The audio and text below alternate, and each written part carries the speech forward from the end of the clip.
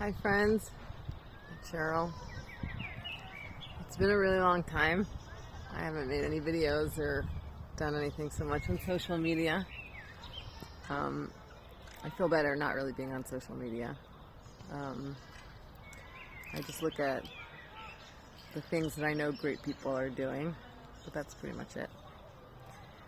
I just finished a run in my neighborhood, and I remember the first video I made was right when COVID and the lockdown started. And I sat here in this exact spot. I was walking my dogs, and I had like divine inspiration or something to bring something down, to share something.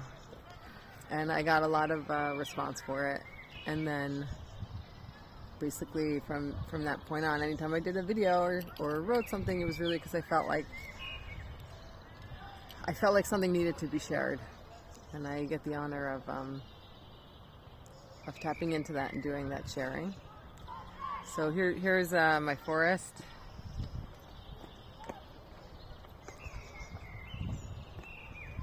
Not far from me, my oldest son is running a camp for boys, football camp.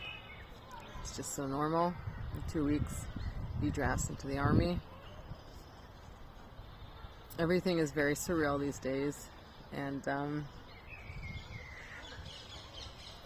it's hard to reconcile all the fractured nature of reality at the moment, but we can feel it, right? All of us can feel it everywhere.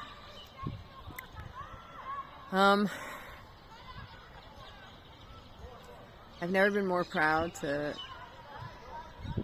be Jewish and be alive and be living through what's happening here in Israel and Jerusalem. It's sort of exciting, and it's also terrifying. I believe in us as a people, as a family, and I believe that we're on the right side of history.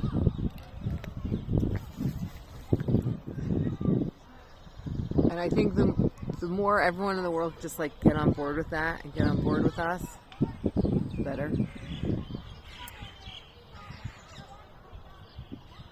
I've been listening to lots of shiurim by rabbis, all different types, all different hashkafas, ideological, philosophical backgrounds. You know, Barry Weiss on Honestly and News, Mati Friedman, academics, all of it. I like the full smorgasbord of intellect, and spirit. And this is what I want to mainly share from it all, which is basically that there's a lot of darkness in the world right now, but there's also so much light, so much revealed, obvious light. And the miracle we witnessed of the bombs on Saturday night at 2 a.m. from Iran, that was unprecedented. And it went against science. It's an open miracle that it would be 99.9 effective, what we did.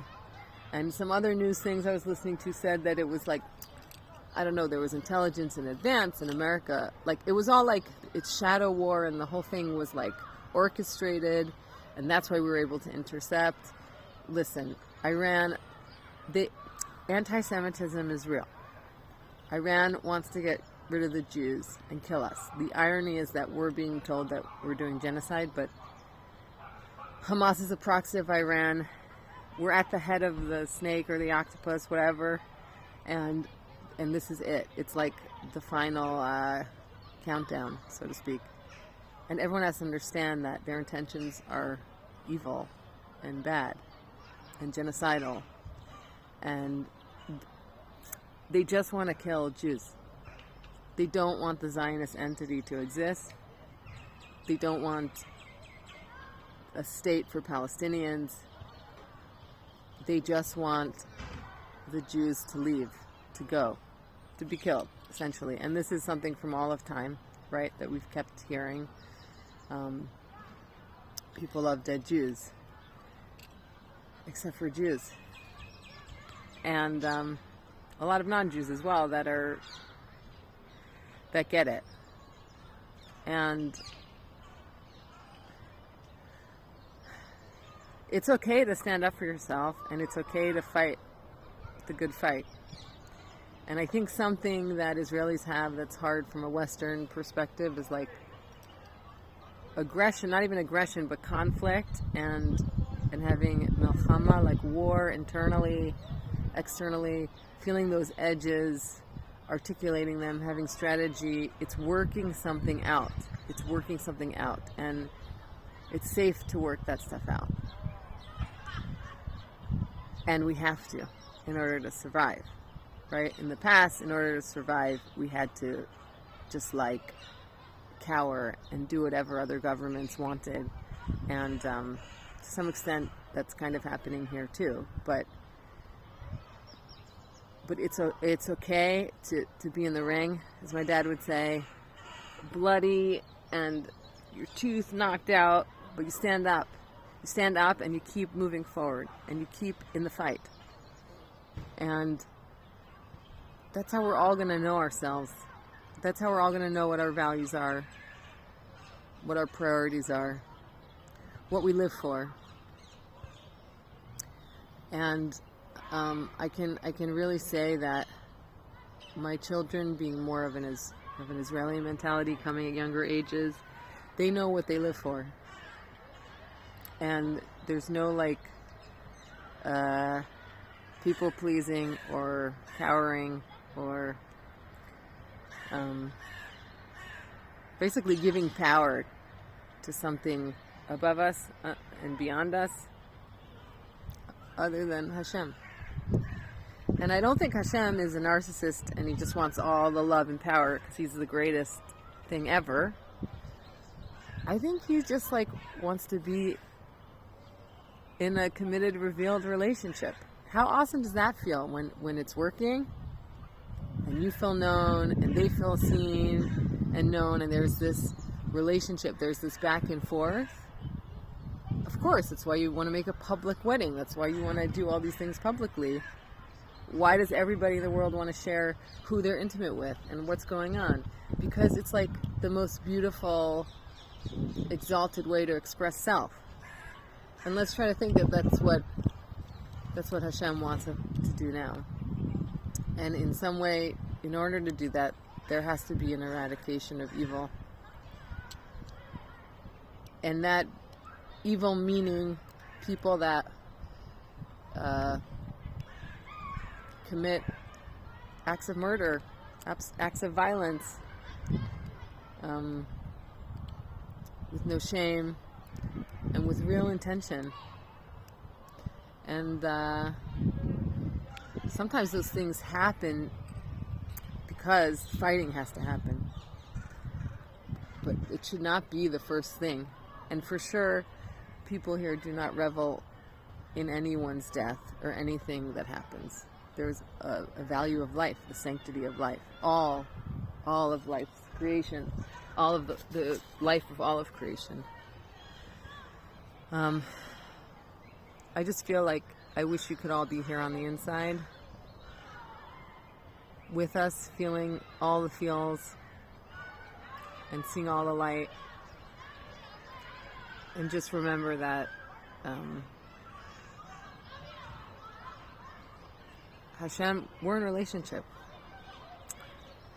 And he just wants to have that like wedding. He just wants to have that whole like, look who I'm with. And let's all share that and let's celebrate it. Why can we, let's all celebrate it together as the world. All that light. And but first we have to remove the dark. Like in a fellowship program, people do the 12 steps, You do a moral inventory of yourself. You make amends. This is all like hashing up, bringing up all the stuff and bringing it out. And in a way, it's like we can't move forward in the world without this sort of sadistic, nihilist thing existing. And I don't have the perfect answer of how we'll do that or what it's going to look like. And there'll definitely be a lot more sort of aggressive conversations about it. But that's how we're going to get somewhere. And that's how that's how we're going to create something really, really beautiful.